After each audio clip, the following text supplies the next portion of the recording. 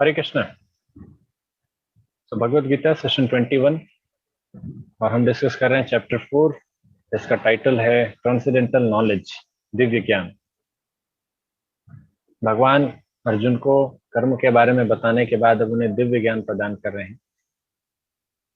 और अभी हम देखेंगे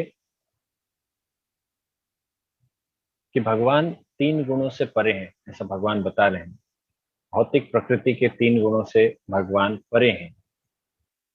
हम इस टॉपिक को क्यों चर्चा कर रहे हैं, ये भगवत गीता में 4थे अध्याय में ये क्यों आ रहा है? क्योंकि 3रे अध्याय में भगवान ने 2-3 बार श्लोकों में इस पर जोर देते हुए कहा कि भगवान स्वयं को किसी प्रकार से भौतिक क्रियाकलाप करने की कोई आवश्यकता नहीं होती, ना ही भगवान के जो शुद्ध भक्त होते हैं उन्हें किसी प्रकार के भौतिक क्रियाकलाप करने की या भौतिक कर्तव्यों को करने की कोई आवश्यकता रहती है।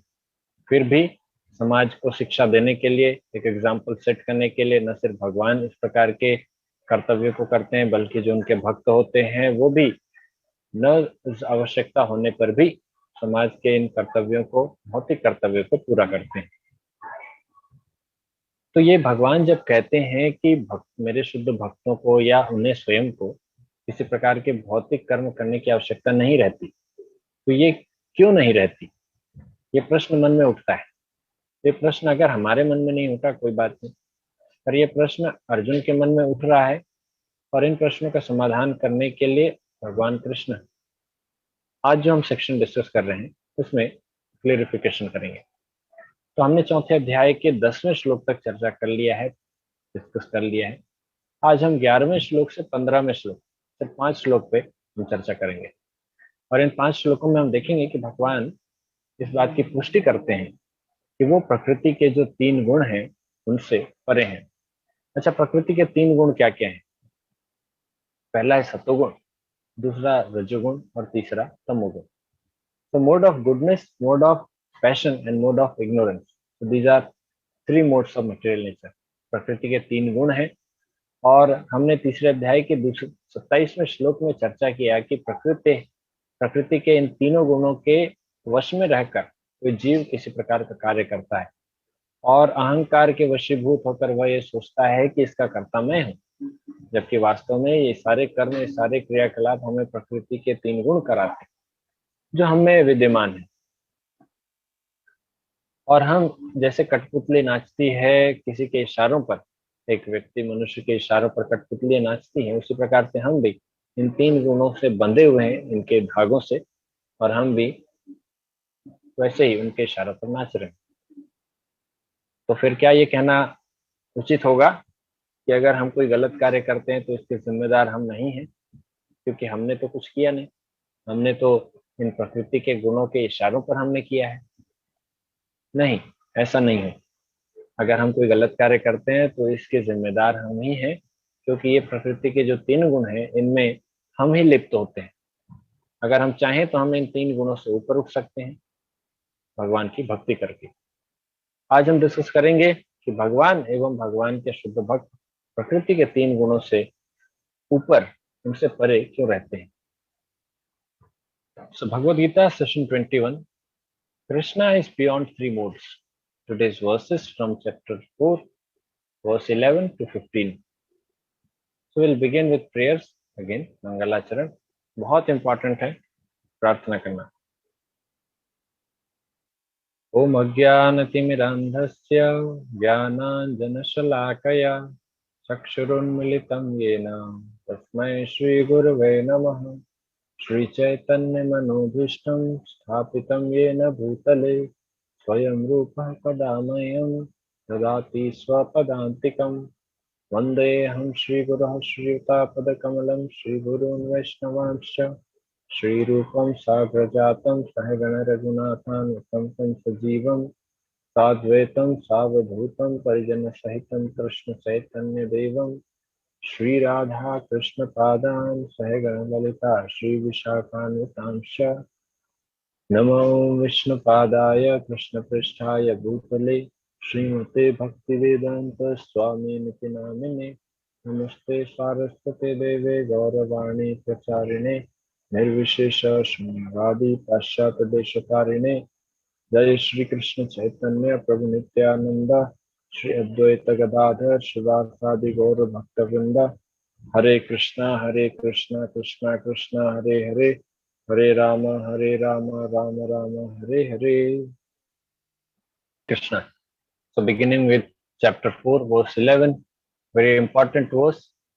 ये श्लोक ज्यादातर लोग जब भगवान की भक्ति करते हैं या भगवान की जो भक्ति नहीं करते हैं, दोनों प्रकार के लोग ये सोचते हैं कि भगवान हमें किस प्रकार से फल देते हैं, भगवान की भक्ति कितनी करें तो कितना फल मिलेगा। कई बार हम कैलकुलेटिव माइंड से भगवान की भक्ति करते हैं। तो यहाँ पर भगवान इस बात का पुष्टिकरण करते हैं कि भगवान किस रूप से किसको कितना देते हैं। ये श्लोक आप याद कर सकते हैं उन लोगों को बताने के लिए जो लोग हमेशा भगवान को कैलकुलेट करते रहते हैं कि मैंने इतना किया तो भगवान ने इतना क्यों नहीं किया, या मुझे इस तरह से चीजें क्यों नहीं मिली, या मेरे साथ ऐसा तकलीफ क्यों होता है, मुझे इतना कष्ट क्यों मिलता है।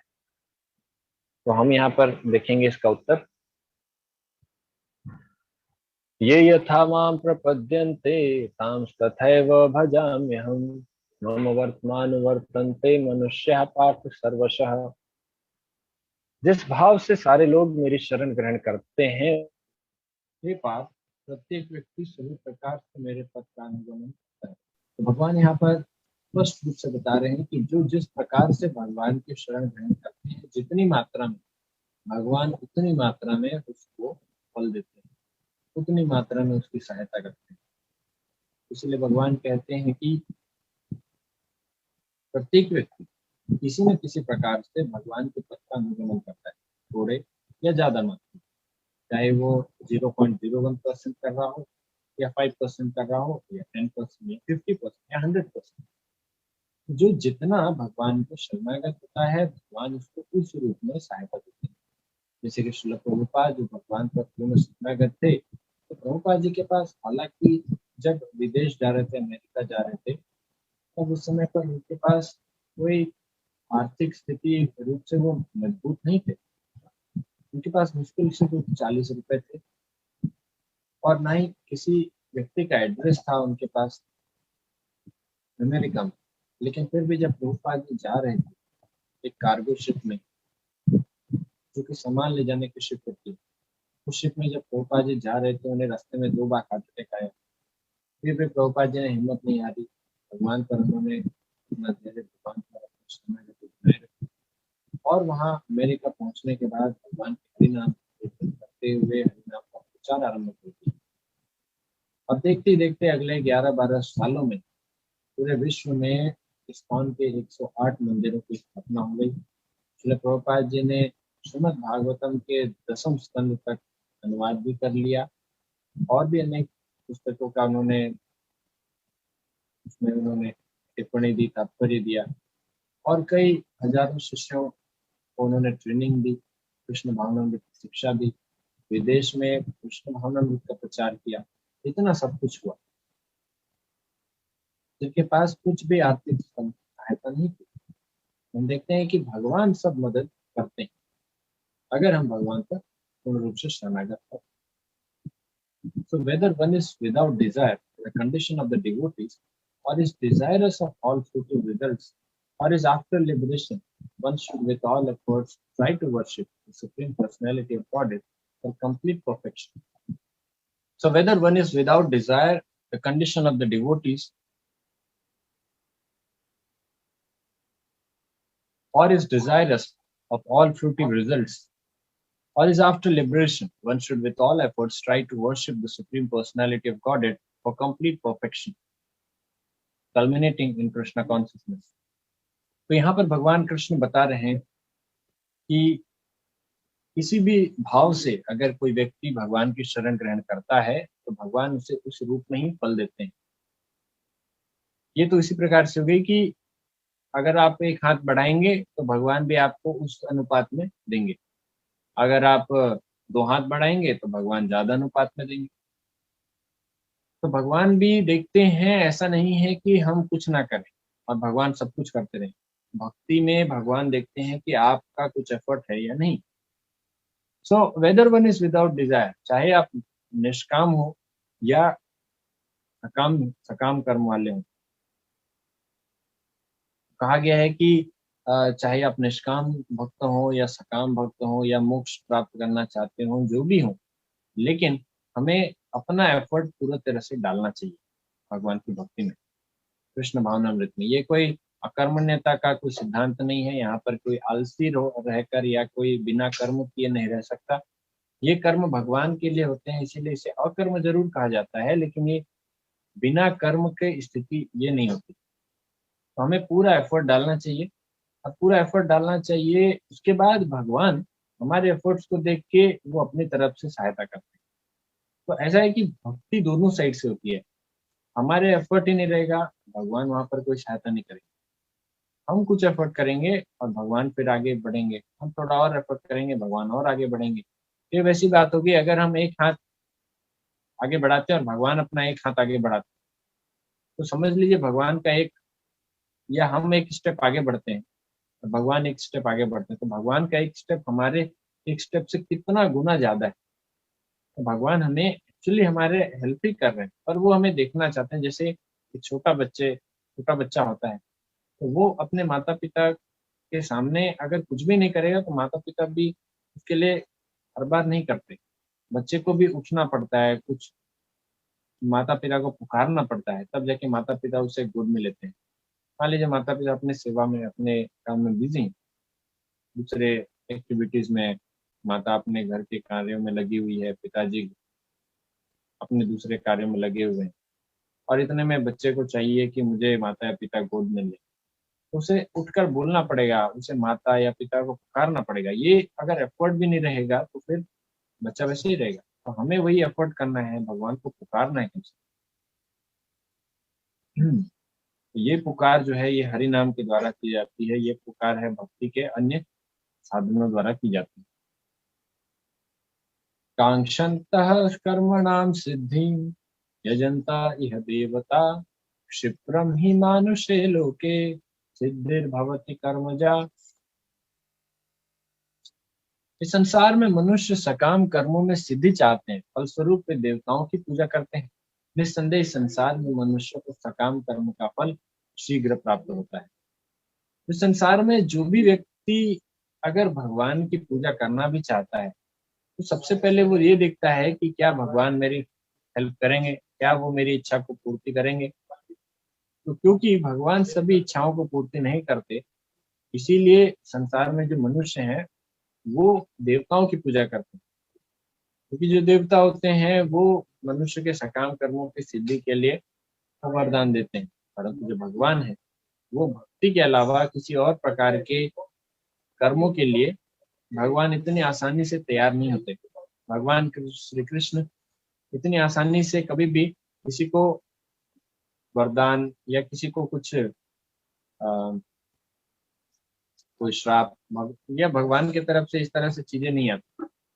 जो देवी देवता हैं उनको अगर आप कुछ मांगे तो वो तुरंत आपको दे देते हैं।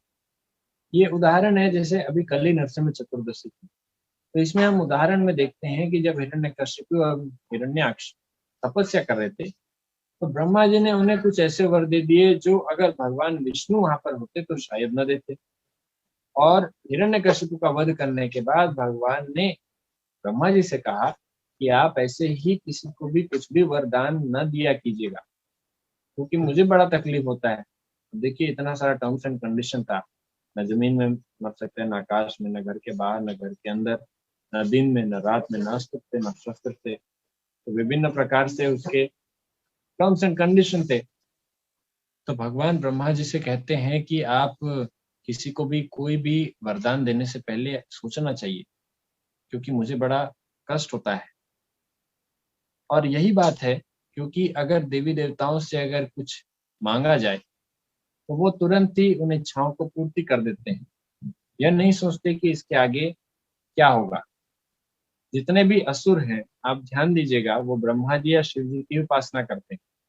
क्योंकि अगर भगवान विष्णु आएंगे, भगवान विष्णु क्या करते हैं, वो जो खराब विचार हैं या जो खराब इच्छाएं हैं अगर कोई खराब मानसिकता से भगवान की आराधना कर रहा है, पूजा कर रहा है, तो भगवान उसकी मानसिकता को ही बदल देते हैं। भगवान मन की ही शुद्धिकरण कर देते हैं। इसीलिए भगवान विष्णु के पास कोई भी असुर नहीं जाते। यहाँ पर इसीलिए बताया गया, फलस्वरूप वे देवताओं की पूजा करते हैं। इस संसार में मनुष्य सकाम कर्मों में सिद्धि चाहते हैं। उन्हें अच्छा घर चाहिए, अच्छा परिवार चाहिए, अच्छी पत्नी चाहिए, और अच्छा जॉब चाहिए, प्रमोशन चाहिए, एग्जाम में अच्छे नंबर चाहिए, तो वे देवताओं की पूजा करते हैं और देवता सकाम कर्मों में सिद्धि दिला देते हैं। निस्संदेह इस संसार में मनुष्य को सकाम कर्मों का फल शीघ्र प्राप्त होता है। तो सकाम कर्मों का फल शीघ्र प्राप्त होता है, पर किसका फल शीघ्र प्राप्त नहीं होता, यहाँ पर बताया गया है इनडायरेक्टली। शीघ्र किसका फल प्राप्त नहीं होता? भक्ति करने का, क्योंकि भगवान वहां पर टेस्ट लेते हैं। भगवान पेशेंस चेक करते हैं। भगवान देखते हैं कि ये भक्त कितना समय तक संघर्ष कर सकता है, कितने अलग अलग परीक्षाओं को झेल सकता है। इतनी आसानी से भगवान किसी को भक्ति नहीं प्रदान करते, क्योंकि जब भगवान किसी को भक्ति दे देते हैं, इसका अर्थ है भगवान स्वयं को दे देते हैं। भगवान अम्बरीश महाराज की कथा में यह बताते हैं, जब सुदर्शन चक्र दुर्वासा मुनि के पीछे पीछे भागता है। ये कथा है, लंबी कथा है, जहाँ पर अम्बरीश महाराज एकादशी व्रत का पारण करते होते हैं और तब वहां पर दुर्वासा मुनि किसी कारण से उनसे क्रोधित हो जाते हैं। यहाँ पर हालांकि किसी भी प्रकार से अम्बरीश महाराज की कोई गलती नहीं होती, पर दुर्वासा मुनि क्योंकि उन्हें क्रोध आ जाता है और वे एक कृत्या को प्रकट करते हैं, कहते हैं कि अम्बरीश महाराज को इनको नुकसान पहुंचाओ, इन्हें हानि पहुंचाओ। जब कृत्या अम्बरीश महाराज की तरफ आगे बढ़ती है, तो भगवान के शुद्ध भक्त होने के कारण अम्बरीश महाराज तो हाथ जोड़कर झुककर खड़े हो जाते हैं। इतने में सुदर्शन वहां पर प्रकट हो जाता है, सुदर्शन चक्र। और सुदर्शन चक्र की अग्नि से वो कृत्या तो जल जाती है, लेकिन इसके बाद सुदर्शन चक्र पीछे पीछे दुर्वासा मुनि के लग जाते हैं। दुर्वासा मुनि घूमते हुए, दौड़ते हुए कैलाश, ब्रह्मलोक, विष्णु लोक सभी जगह जाते हैं, लेकिन कोई भी किसी प्रकार की सहायता नहीं करता। यहाँ तक कि वैकुंठ लोक में भी भगवान विष्णु कहते हैं कि आपने मेरे भक्तों के प्रति अपराध किया है, आपने वैष्णव अपराध किया है, तभी मेरा भक्त ही आपको बचा सकता है। वो पूछते हैं कि आप भी तो भक्त के, आप तो भक्त की चीजें आप संभाल सकते हैं, आप क्यों नहीं बचा सकते मुझे? तो भगवान कहते हैं, मैं भक्त के अधीन हो रहता हूँ, अहम भक्त पराधीनो। ये जो वाक्य है, ये भगवान वहां कहते हैं कि भगवान अपने शुद्ध भक्तों के अधीन रहते हैं। इसीलिए भगवान किसी को भी भक्ति इतनी आसानी से नहीं देते, पहले पूरी परीक्षा लेते हैं, कोशिश करते हैं कि उसे दूसरे तरीके से, दूसरी चीजों में क्या वो लग जाए, उसके मन को बार बार चेक करने के बाद अंततः उसे फिर भक्ति देते हैं। इसीलिए भक्ति इस संसार की और परलोक की, अर्थात इस संसार से परे जो दूसरा संसार है, सभी उस समूचा जगत की सबसे बड़ी सिद्धि है भक्ति। और हम इसीलिए भक्ति करने का प्रयास कर रहे हैं, भक्ति पाने का प्रयास कर रहे हैं।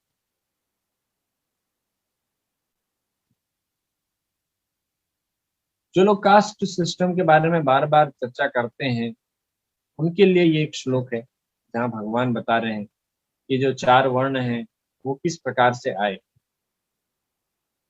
चातुर्वर्ण्यम मया सृष्टम गुणकर्म विभागशः, तस्य कर्तारमपि मां विद्य कर्तारमव्ययम्। प्रकृति के तीनों गुणों और उनसे संबंध कर्म के अनुसार मेरे द्वारा मानव समाज के चार विभाग रचे गए। यद्यपि मैं इस व्यवस्था का सृष्टा हूँ, किंतु तुम यह जान लो कि मैं इतने पर भी अव्यय अकर्ता हूँ। तो पहले तो भगवान बता रहे हैं कि मैंने प्रकृति के तीनों गुणों और उनसे कर्म, उनसे संबंध जो कर्म है, उनके अनुसार मानव समाज में चार विभाग रचे, अर्थात ब्राह्मण, क्षत्रिय, वैश्य और शूद्र। ये चार विभाग जो हैं, ये प्रकृति के तीन गुणों के अलग अलग स्तर से और उनसे जो संबंध, जो कर्म है, उनके अनुसार रचे गए हैं। तो जो ब्राह्मण है वो सतोगुण में होते हैं, अर्थात ऐसे मनुष्य, ऐसे जीव जो सतोगुण में होते हैं एवं ब्राह्मणों के कार्य करते, उन्हें ब्राह्मण कहते हैं। ऐसे जीव, ऐसे मनुष्य जो सतोगुण एवं रजोगुण के मिक्स होते हैं, इन दोनों की मात्रा होती है उसमें, पर उसमें रजोगुण की प्रधानता होती है। इन्हें क्षत्रिय कहते हैं। और ये क्षत्रिय जो क्षत्रिय के जैसा कार्य भी करते हैं, न सिर्फ ऐसा गुण होता है बल्कि इनके जैसा कार्य भी करते हैं। और तीसरा जो विभाग है अर्थात वैश्य, ये रजोगुण एवं तमोगुण में ये मिक्स होते हैं, लेकिन इनमें रजोगुण की प्रधानता होती है। तो ये वैश्य कहलाते हैं, जो वैश्य के अनुसार कार्य करते हैं, कृषि वाणिज्य गोपालन करते हैं। और चौथे हैं शूद्र, इनमें तमोगुण की प्रधानता होती है और ये उस प्रकार से कार्य करते हैं अर्थात सभी दूसरे जो तीन जो और वर्ण हैं, इन सेवा करना, अलग अलग प्रकार से जो भी छोटे छोटे जो भी कार्य हैं या समाज के जो भी और अन्य कार्य हैं, इन सभी कार्यों को करना। कुल मिलाकर कहें तो नौकरी करना, ये शूद्र का कार्य है। तो आज के समाज में अगर हम देखें तो अगर नौकरी जिस तरह से है तो सभी के सभी शूद्र ही हैं। वैसे कहने में कोई गलती नहीं है कि हम जन्म से सभी शूद्र ही होते हैं। ये तो हमारे गुण एवं कर्म के अनुसार हमारी अलग अलग वर्ण बनते हैं। जिस प्रकार से परशुराम एक ब्राह्मण के घर में उनका जन्म हुआ, लेकिन उनके जो कर्म थे एवं उनके जो गुण थे वो एक क्षत्रिय के समान थे। कारण क्योंकि उनका जो जन्म हुआ था एक क्षत्राणी माता के तरफ से हुआ था, तो उनका एक लीनियज था, उनका वंशज था। इस कारण तो उनमें क्षत्रिय गुण थे, उनमें क्षत्रिय के अनुसार उन्होंने कर्म किया। इसीलिए ब्राह्मण जन्म होने पर भी वो क्षत्रिय के रूप में ज्यादा माने गए। उसी प्रकार से कुछ क्षत्रिय के परिवार में जन्म लेते हैं, लेकिन फिर उनका जो स्वभाव है स्वभावतः वो ब्राह्मण के अनुसार होता है। तो ऐसे भी मनुष्य होते हैं। पर भगवान कहते हैं कि यद्यपि मैं इस व्यवस्था का सृष्टा हूँ, तो भगवान ने खुद इस व्यवस्था को रचा है, किंतु तुम ये जान लो कि मैं इतने पर भी अव्यय अकर्ता हूँ। तो भगवान वैसे भी अकर्ता है, भगवान किसी प्रकार से यहाँ पर कार्य नहीं करते, अव्यय है। अर्थात भगवान को इस भौतिक प्रकृति में भगवान इन गुणों विभाग या इन इन प्रकार के कर्मों में इसमें किसी प्रकार से लिप्त नहीं है। अब यही चीज भगवान आगे बता रहे हैं, अव्यय अकर्ता कैसे। नमाम कर्माणि लिम्पन्ति न मे कर्म फले स्पृहा इति माम यो भी जानाति कर्म भिन्न सबद्धते। भगवान अर्जुन से कहते हैं मुझ पर किसी कर्म का प्रभाव नहीं पड़ता, न ही मैं कर्म फल की कामना करता हूँ। जो मेरे संबंध में इस सत्य को जानता है वह कभी भी कर्मों के पास में नहीं बनता। तो यदि हम कर्म के बंधन में बंधते हैं तो हम कैसे इस बंधन से छुटकारा पा सकते हैं। इसका उपाय यहाँ पर है कि यदि कोई यह समझ ले, यदि कोई इस सत्य को जान ले, कौन सा सत्य, कि भगवान पर किसी प्रकार के कोई कर्म का प्रभाव नहीं पड़ता, ना ही भगवान किसी कर्म फल की इच्छा करते हैं। इसे क्या समझ में आता है कि भगवान को वैसे किसी चीज की चाह नहीं है। इस भौतिक संसार में कोई भी चीज भगवान इसलिए नहीं करते क्योंकि उन्हें कुछ चाहिए। तो इस संबंध में बहुत सारी चीजें हैं जो लोगों की गलत धारणाएं हैं।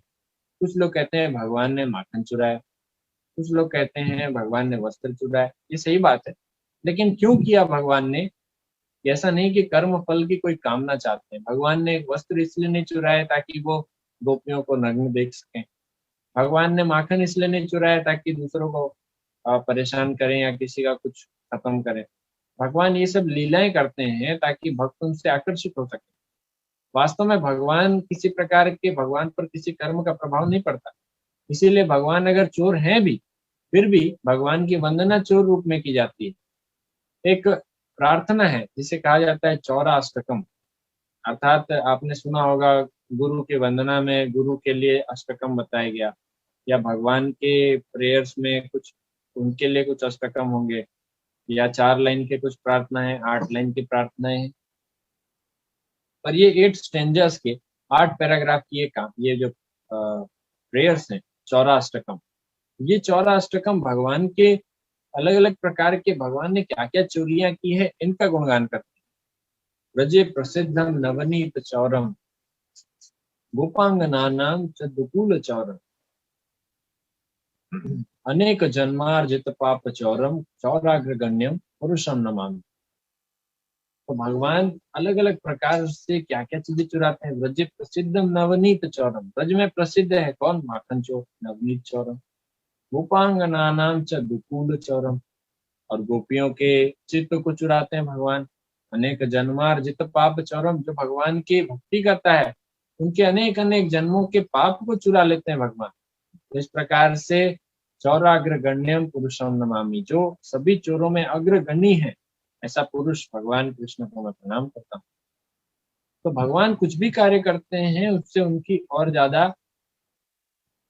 प्रसिद्धि बढ़ती है, उनका यश बढ़ता है। भगवान तो पूर्ण रूप से यशस्वी हैं, और भगवान की किसी भी प्रकार का कोई भी कर्म का प्रभाव नहीं पड़ता। अगर आपको लगता है कि भगवान ने कुछ चीज गलत किया है, तो वास्तव में हमारा ये सोचना ही गलत है। भगवान कोई चीज गलत नहीं कर सकते, लेकिन हम अगर इस प्रकार से सोचते हैं तो हम ही गलत करते हैं।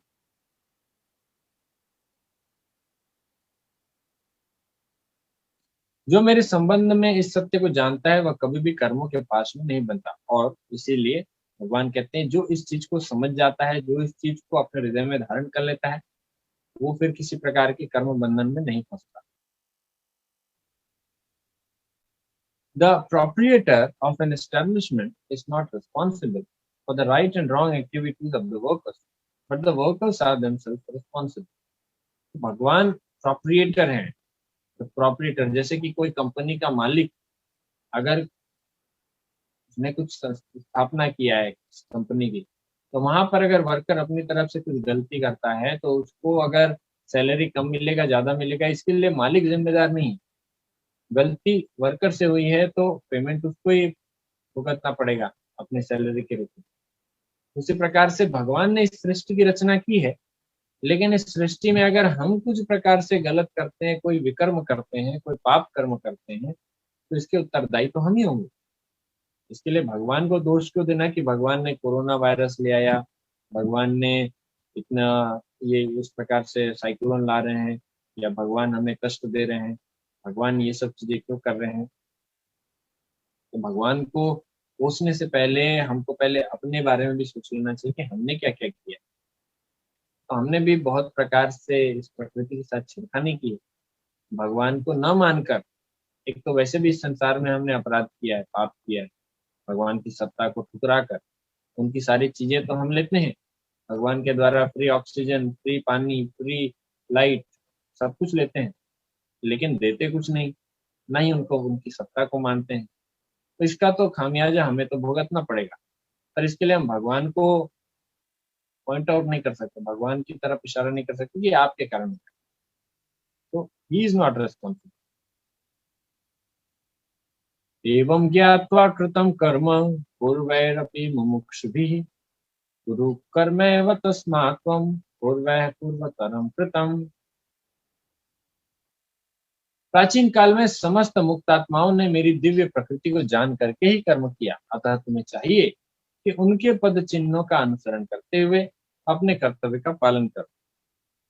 भगवान कह रहे हैं कि प्राचीन काल में अर्थात पूर्व इतिहास में ऐसा हो चुका है कि कई मुक्त आत्माएं, अर्थात अर्थात जो मुक्ति की कामना कर रहे थे, जो मोक्ष प्राप्ति करना चाहते थे, तो ऐसे जो आत्माएं थी जो धीरे धीरे उस स्तर को प्राप्त कर चुके थे, जो मोक्ष प्राप्त कर चुके थे, तो मोक्ष प्राप्त करने वाले जो आत्माएं थी, उन्होंने भगवान की दिव्य प्रकृति को जानकर ही कर्म किया।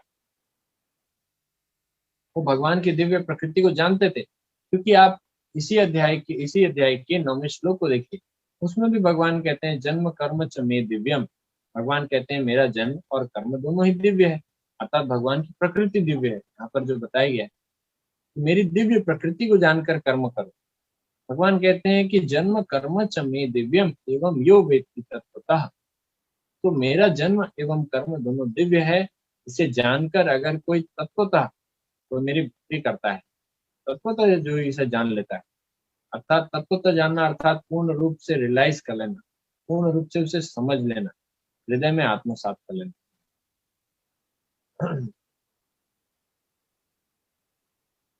जन्म कर्म च मे दिव्यम एवं ये वेत्ति तत्वतः त्यक्त्वा देहम पुनर्जन्म नैति मामेति स्वर्थम। तो क्या होता है ऐसे व्यक्ति के साथ? ऐसा व्यक्ति इस संसार को त्यागने के बाद, इस भौतिक शरीर को त्यागने के बाद पुनः इस संसार में वापस नहीं आता। जो भगवान के जन्म एवं कर्म को दिव्य जान लेता है, जो दिव्य जानकर फिर कर्म करता है, उसी चीज को यहाँ भगवान ने रिपीट किया है कि प्राचीन काल में समस्त मुक्त आत्माओं ने मेरी दिव्य प्रकृति को जान करके ही कर्म किया। अर्थात पहले भगवान ने बता दिया कि ऐसा करने से आप मुक्त हो जाएंगे। उसके बाद भगवान बता रहे हैं कि देखिए कुछ लोगों ने किया भी, परफेक्ट एग्जाम्पल के साथ रिलेट कर रहे हैं, ताकि हमें समझ में आए कि हाँ ऐसा हो चुका है, भगवान ऐसी बस बोल नहीं रहे हैं, कुछ हुआ भी है। अतः तुम्हें चाहिए कि उनके पद चिन्हों का अनुसरण करो। तो हमें जो पूर्ववर्ती आचार्य हैं, जो पहले के भक्त रहे हैं, हमें उनका पद चिन्हों पर अनुसरण करते हुए हमें अपने कर्तव्य का पालन करना है। तो श्रील प्रभुपाद जी ने हमें बताया कि किस प्रकार से भगवान की भक्ति करें। तो हम प्रभुपाद जी के चरण चिन्हों पर, भगवान प्रभुपाद जी के पद चिन्हों पर हम चलने का प्रयास कर रहे हैं। जिस तरह से प्रभुपाद जी हमें आगे लेकर जा रहे हैं, अगर हम भगवान की भक्ति के बारे में अपने कर्तव्यों को सही रूप से पालन करते रहेंगे, तो निश्चित रूप से हमें संसार के जो 3 गुण हैं, इन तीनों गुणों से हम भी भगवान एवं भगवान के शुद्ध भक्तों की तरह हम भी मुक्त हो जाएंगे। और एक बार जब इनसे पार पहुंच गए, तब फिर भगवान से मिलना और भगवान को प्राप्त करना, ये कोई ज्यादा बड़ी बात नहीं रह जाती, क्योंकि तीनों गुणों से परे होने के बाद हम भक्ति को वास्तविक स्तर से कर सकते हैं आरंभ, और तब वो भक्ति हमें सीधे भगवान के प्रति प्रेम की ओर लेके जाएगा। हरे कृष्णा। तो आप में से किसी का कोई प्रश्न है, आप पूछ सकते हैं। इसे याद का सेशन छोटा था क्योंकि हमने इसमें से 5 श्लोक लिए। तो किसी का कोई प्रश्न है? पहले ज्ञान आता है या फिर भक्ति, या पहले भक्ति आती है या फिर ज्ञान?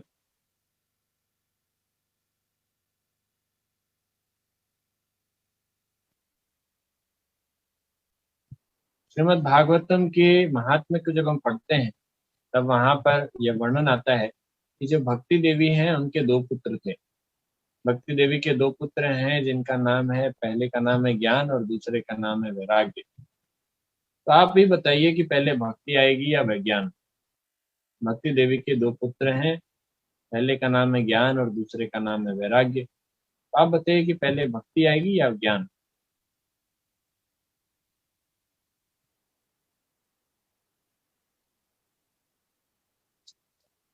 तो पहले माता आएगी या पुत्र? आपने कहा पुत्र।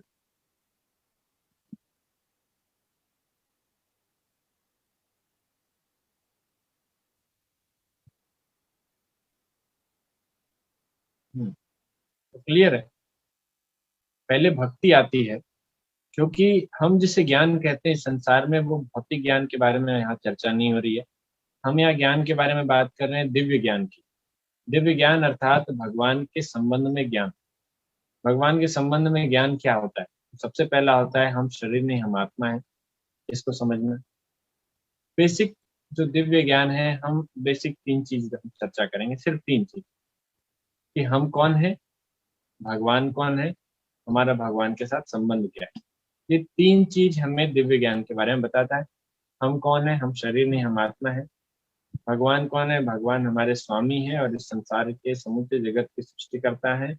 और तीसरा, हमारा भगवान के साथ क्या संबंध है? तो हम भगवान के अंश हैं एवं भगवान के शाश्वत सेवक हैं, शाश्वत दास हैं। ये 3 चीज हमें भगवान के जो दिव्य ज्ञान है इसके बारे में बता रहे हैं। तो भक्ति जब हम करना आरंभ करते हैं, तब हमें ये ज्ञान पता चलता है। अन्यथा ये थ्योरेटिकल नॉलेज हम सिर्फ रटेंगे। जब भक्ति करेंगे तब ये रियलाइज नॉलेज आएगा। तो हम जो ज्ञान की बात कर रहे हैं, वो वास्तविक में आत्मसात करने वाले ज्ञान की बात होती है। सिर्फ सुन के बोलना कि भगवान के प्रति प्रेम, बहुत रोमांचित प्रेम आएगा, आंखों से अश्रु निकलेगी, ये सिर्फ सुनने की बात है। और जब हम करेंगे, तब हमें समझ में आएगा कि भगवान के शुद्ध भक्त जब सुदामा भगवान से मिल रहे थे, दोनों जब गले मिले, तो आपस में कितना प्रेम संबंध था उनका। तो ये हमें ऐसे समझ में नहीं आएगा सिर्फ देख कर या सुनकर। जब हम खुद पालन करेंगे, तब हमें समझ में आएगा। तो इसे कहते हैं पहले भक्ति, उसके बाद फिर ज्ञान। ज्ञान से भक्ति और बढ़ेगी, फिर और ज्ञान बढ़ेगा। तो ये एक साइमल्टेनियस प्रोसेस है। जितना भक्ति करेंगे उतना धीरे धीरे हमें ज्ञान बढ़ता जाएगा। उसके साथ साथ हम भक्ति और ज्यादा करेंगे और एंथुसियास्टिकली करेंगे और ज्ञान बढ़ेगा। और न सिर्फ ज्ञान बढ़ेगा बल्कि वैराग्य भी बढ़ेगा। किसके प्रति वैराग्य? भौतिक संसार के प्रति वैराग्य। कुछ लोग ऐसे स्टेटस में डाल देते हैं सब मोह माया है। लेकिन सब मोह माया है क्या? सही में सब मोह मोह माया है? लोग ऐसा फील करते हैं? नहीं। फील करते तो छोड़ के आ जाते, सब कुछ छोड़ देते। पर हम अभी छोड़ने की स्थिति में नहीं है, इसीलिए हमको अभी जोड़ना है। भगवान को जोड़ो, धीरे धीरे धीरे धीरे धीरे। और फिर धीरे धीरे जब वैराग्य आएगा इस भौतिक संसार से, तब हम समझ पाएंगे कि हमारी भक्ति बढ़ रही है। ओके, अगला प्रश्न हम देखते हैं। भगवान का तत्व ज्ञान क्या है? भगवान का तत्व ज्ञान अर्थात हमें भगवान के प्रति हमारा संबंध है वो जानना। भगवान के बारे में पहले जानना, अपने बारे में जानना, एवं हमारा जो भगवान के साथ संबंध है वो जानना। अगर हम इन तीनों को समझ पाते हैं, इसके बाद हमारा भगवान के साथ कैसा संबंध होगा उसके बारे में हम आगे समझेंगे। परंतु पहला हमारा बेसिक ही क्लियर नहीं है, पहला बेसिक चीज ही हमारे अंदर अभी आत्मसात हुआ नहीं है। हम उसी पर अभी स्ट्रगल कर रहे हैं। जब ये स्ट्रगल खत्म होगी कि मैं शरीर नहीं मैं आत्मा हूँ, सबसे first basic fundamental knowledge in spirituality, यही अभी हमारा क्लियर नहीं। हम अपने आप को शरीर ही समझते हैं। जब ये क्लियर हो जाएगा तब हम भगवान को समझेंगे, भगवान के साथ अपने संबंध को समझेंगे। फिर उस संबंध में और प्रगाढ़ता आएगी। वो संबंध वास्तव में आध्यात्मिक जगत में हम अभी तक क्या कर रहे थे, आगे कैसे करेंगे, ये सब चीजें आएगी। तो ये तत्वतः ज्ञान इस तरह से आगे बढ़ता जाएगा। और ज्ञान की कोई सीमा नहीं है यहाँ पर। भगवान के साथ जब हम संबंध बना रहे हैं तो ना तो प्रेम की कोई सीमा है, न ज्ञान की कोई सीमा है, न तो वैराग्य की कोई सीमा है। ये भगवान ने खुद अपने जीवन में दिखाया है कि उनके जीवन में ना तो प्रेम की कोई सीमा थी, ना ज्ञान की कोई सीमा थी, और ना ही वैराग्य की कोई सीमा थी। भगवान उन तीनों को, आप जहां पर भी सोचेंगे कि यहाँ तक खत्म हो जाएगा, इतने में भगवान का ये इतना ही प्रेम करते हैं भगवान, नहीं, और प्रेम। जहां तक आप सोचेंगे कि भगवान इतना ही वैरागी है, भगवान आपको पूरा वैराग्य भी दिखाते हैं। इसी प्रकार से भक्ति के जीवन में भी होता है ये तत्व का ज्ञान। और नौमिश्रा, भगवान ने वर्ण व्यवस्था बनाई तो कौन किस वर्ण में आएगा ये कैसे निर्धारित किया गया? तो सबसे शुरुआत में जब जीव किसी प्रकार से इस भौतिक संसार में आता है, तो भौतिक संसार में आने के बाद वो निश्चित रूप से, जैसे आप समझिए कि जल की एक बूंद है। जल की एक बूंद जैसे ही जमीन पर पड़ेगी जहाँ मिट्टी है, तो वो जल की बूंद पॉल्यूटेड हो जाती है, दूषित हो जाती है। उसी प्रकार से जो भी जीव इस भौतिक संसार में आता है, भौतिक संसार के संसर्ग में, इसके कांटेक्ट में आते ही उसके अंदर जो पॉल्यूशन है वो स्टार्ट हो जाता है। ये पॉल्यूशन सटल लेवल का होता है, जिसमें हम अनर्थ हमारे अंदर विकसित होने लगते हैं, अहंकार विकसित होने लगता है। इस कारण से हम अपने आप को शरीर मानने बैठते हैं। तो शुरुआत होती है एक छोटे से ट्रिक से कि हम शरीर हैं, और हम उस समय पर एक एक दूसरी स्थिति में रहती है, क्योंकि जीव तो उस समय पर कोई भी पाप कर्म नहीं किया है, तो उसे अच्छा स्थिति मिला रहता है।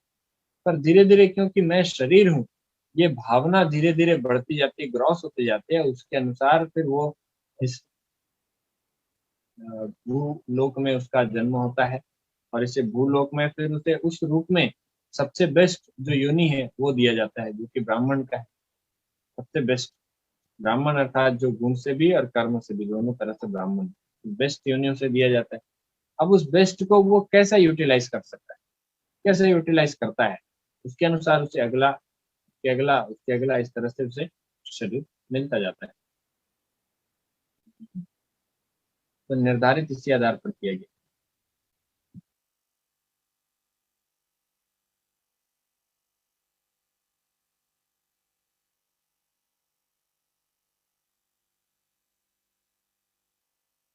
हाँ, तो उसके बाद फिर क्या हुआ? अब यहाँ पे आपने पूछा कि पहले जमाने में भी जन्म से ही कोई किसी पर्टिकुलर वर्ण का कहलाता ही था।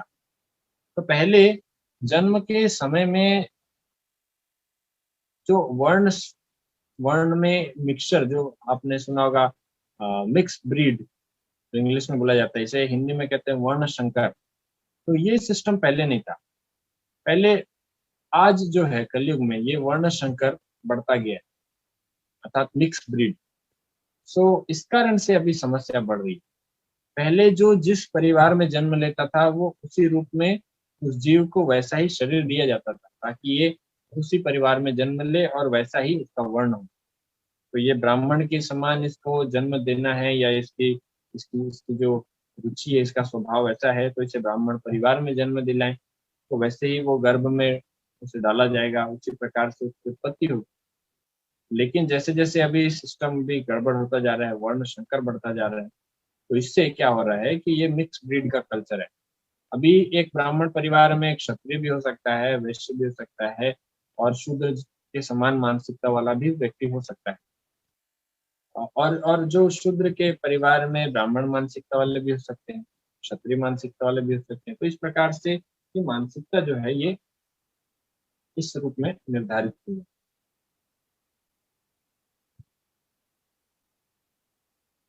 Okay? प्रभु जी ऐसा सुनते हैं कि मोड ऑफ गुडनेस से भक्ति स्टार्ट होती है, ऐसे में शूद्र और वैश्य वर्णाश्रम में भक्ति कैसे कर पाएंगे? तो अच्छा, बहुत अच्छा प्रश्न है। देखिए, mode of goodness is helpful. Mode of goodness से शुरू होती है ऐसा नहीं। मोड ऑफ गुडनेस सहायक होते हैं भक्ति करने में, पर रजोगुण एवं तमोगुण से भक्ति नहीं होती, ऐसी बात नहीं है। रजोगुण में जो व्यक्ति है वो अपने जो भी क्रियाकलाप या अपने गुण जो है, रजोगुण को ही भगवान की सेवा में लगा दे, तो भगवान उस रजोगुण को भी प्यूरिफाई कर देंगे।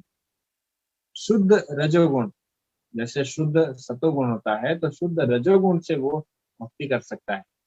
उदाहरण देते हैं, मान लीजिए जैसे जो गरुड़ देव है, आप गरुड़ जी को कौन से गुणों में डालेंगे? सतोगुण, रजोगुण, तमोगुण।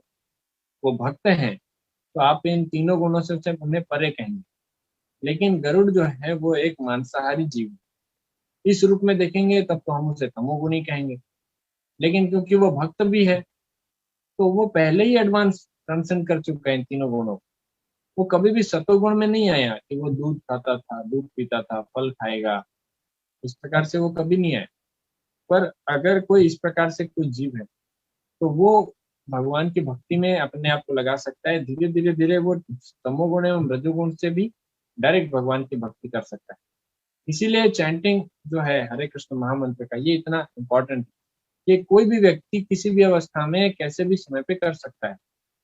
खाते हुए, सोते हुए कैसे करेगा? लेटे लेटे कर सकता है, टॉयलेट के अंदर में कर सकता है, स्कूल में कर सकता है, चलते हुए कर सकता है, दौड़ते हुए कर सकता है, साइकिल चलाते हुए कर सकता है, बैठे हुए कर सकता है, खड़े हुए कर सकता है, बिना नहाए कर सकता है, नहा के कर सकता है, शमशान घाट में कर सकता है, मंदिर में कर सकता है, पानी के अंदर कर सकता है, पानी के बाहर कर सकता है, कहीं भी कर सकता है।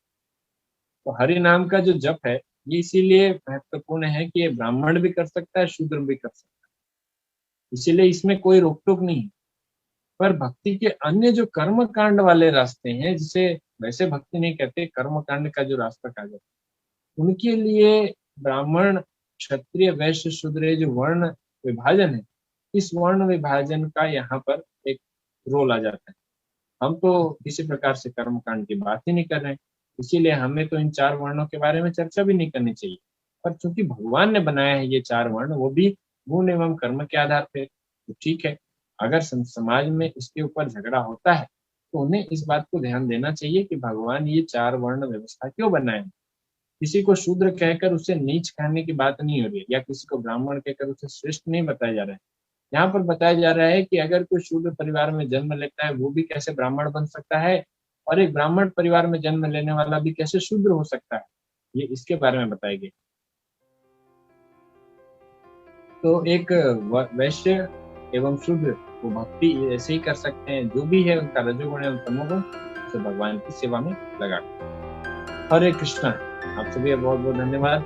क्वेश्चन 21 के लिए। श्रील प्रभुपाद जय।